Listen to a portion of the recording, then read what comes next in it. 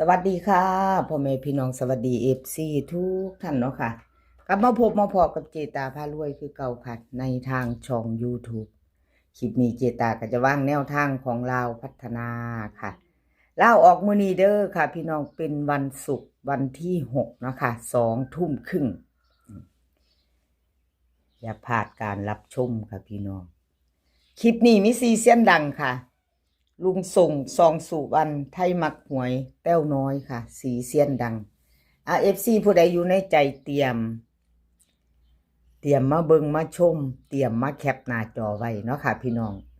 เข้ามาช่องเจตาแล้วสีเสียนดังค่ะคลิปนี้มาไปเบิ่งไปชมกันเนาะลุงทรงค่ะประวัติของเพิ่นที่ผ่านมาวันที่4ลาวพัฒนาออก958ค่ะ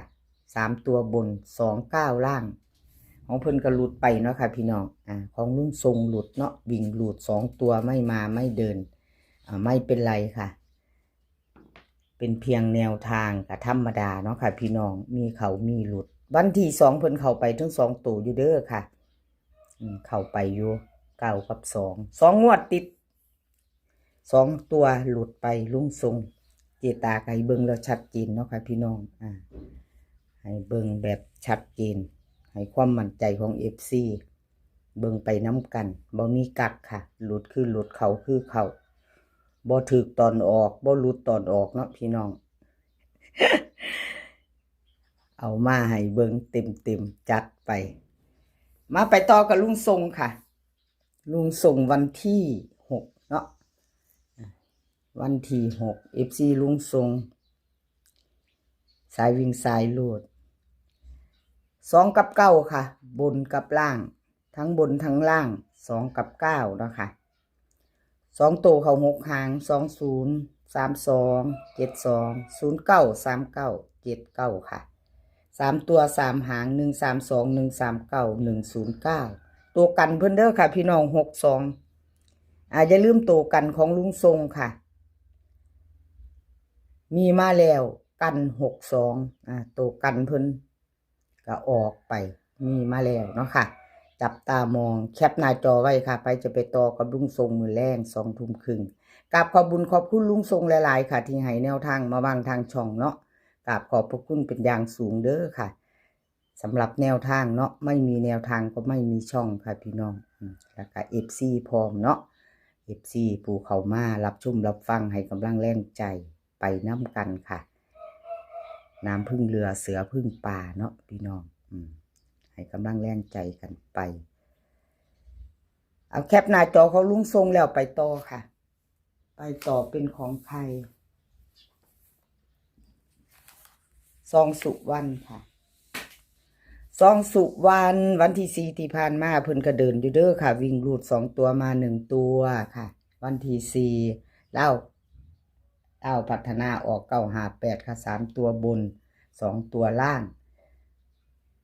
ซองสุวรรณเข้าไป5ค่ะเป็นตัวเด่นเพิ่นพร้อมพี่น้องตัวเด่นพร้อมวงกลมให้พร้อมเนาะเพิ่นร่อง3เข้าไป5เอาพิจารณาเด้อค่ะพี่น้อง FC ซองสุวรรณ2ตัวบ่เดินเนาะค่ะจับคู่ไม่มาไม่เข้าเนาะจับคู่บ่เข้าบ่เดินซองสุวรรณสายวิ่งสายลูดวิ่งลูดเพิ่นยังมาอยู่ค่ะถือว่าเดินดีอยู่เนาะพี่น้อง2ตัวมา1ตัวกับขอบบุญขอบคุณช่องสุวรรณค่ะที่ให้แนวทางมาว่างทางช่องหลายๆเนาะค่ะกับขอบพระคุณลาวพัฒนาวิ่งลูดเพิ่นให้มามื้อนี้7กับ9ค่ะ7กับ9 2ตัว4หางค่ะ70 90 72 93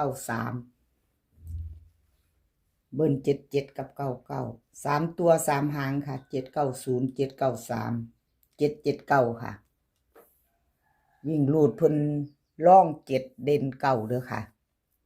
เด่น9ตัวเดียววงกลมให้ตัวเดียว2ตัวค่ะเน้น2หาง90กับ93 3ตัวเน้น2หางค่ะ790 793แคปหน้าจอค่ะใครจะไปต่อกับซองสุวรรณเนาะค่ะซองสุวรรณ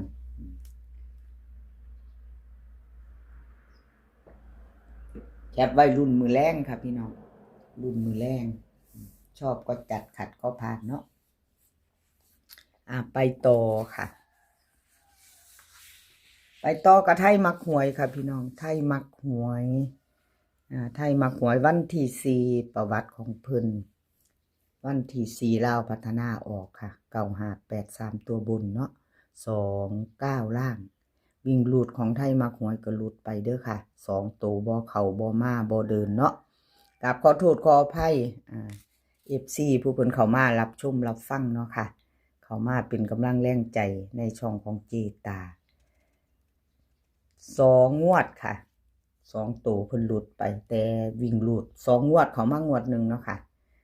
แต่2ตัวหลุดไปทั้ง2 งวดหลุดแล้วหลุดเลยค่ะเก้าหลุดไปไม่มาแล้วพี่น้องไทยมักหวยFC จับตามองไผจับไปกับเพิ่นคลิปแคปหน้าจอไว้พิจารณาพี่น้องพิจารณาเบิ่งเนาะอะไรก็เกิดขึ้นได้เนาะค่ะอะไรก็เกิดขึ้นได้มาได้ไปได้เนาะพี่น้องสำหรับแนวทางเนาะค่ะไทยมักหวยค่ะลาวพัฒนาวิ่งลูดเพิ่นให้มา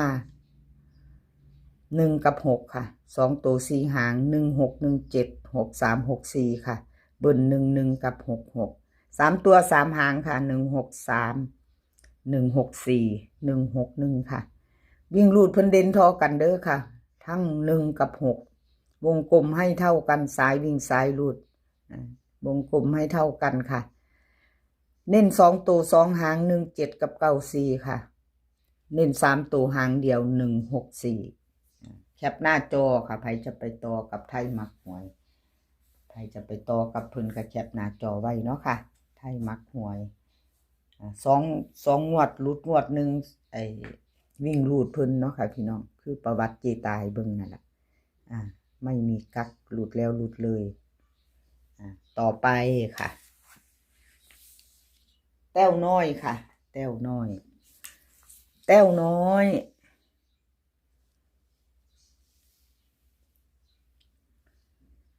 วันที่4ที่ผ่านมาแต้วน้อยเล่าพัฒนาออก958ค่ะ3ตัวบน29ล่างแต้วน้อยเข้าไปวิ่งลูดเข้าไป8ตัวนึงเนาะค่ะเพราะว่า3ตัวค่ะของเพิ่นวิ่งลูดเนาะของแต้วน้อยมี6มี0เข้าไป8ตัวเดียว2ตัวบ่มาบ่เดินค่ะจับคู่ไม่มาไม่เข้าเนาะเจตาเป็นกำลังใจให้คือเก่าเพราะว่าจะหลุดจะเข้าเนาะพี่น้อง2 งวดเจตาเบิ่งวิ่งลูดของเพิ่นเดินอยู่ค่ะแต้วน้อยสายวิ่งสายลูด FC ของแต้วน้อยเนาะค่ะพิจารณาใหม่ไปต่อมือนี้วันนี้เป็นวันที่6เนาะค่ะเป็นวันศุกร์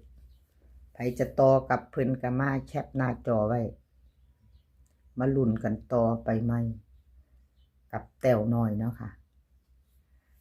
แต้วน้อยเล่าพัฒนาเพิ่นให้มาค่ะวิ่งลูด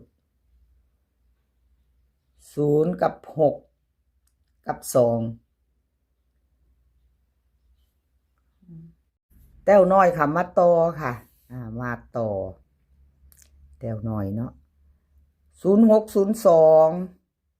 6265ค่ะ3ตัว2หาง062 065ค่ะวิ่งลูดเพิ่นเด่นค่ะเด่นเท่ากันทั้ง3ตัววงกลมให้ทั้ง3ตัวเนาะ06แล้วก็2 4หาง2ตัวกะเด่นเท่ากันค่ะ06 02 62 65 3ตัวเน้นทั้ง2หางค่ะ062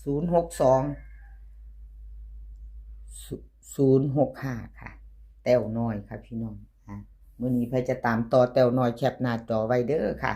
แคปหน้าจอเนาะค่ะแต้วน้อย2 ทุ่มครึ่งค่ะเล่าพัฒนาออกใครจะต่อกับเพิ่นค่ะแคปหน้าจอกราบขอบคุณแต้วน้อยหลายๆเด้อค่ะที่ให้แนวทางมาวางทางช่องของเจตาเนาะกราบขอบพระคุณเป็นอย่างสูงค่ะคลิปนี้ก็ขอให้พี่น้องโชคดีค่ะโชคดีมื้อแรงกับเล่าพัฒนาเนาะให้โชคดีกันทุกคนเนาะพี่น้องมื้อนี้ก็ขอให้มีความสุขค่ะขอให้สุขภาพร่างกายแข็งแรงให้แข็งแรงกันทุกคนสุขภาพมากก่อนเด้อค่ะพี่น้อง เดินทางไปไสก็ขอให้ปลอดภัยค่ะ เดินทางไปขอให้มีโชคค่ะ กลับมาก็ขอให้มีชัยคลิปหน้าพอกันใหม่ค่ะ คลิปนี้ค่ะ สวัสดีค่ะ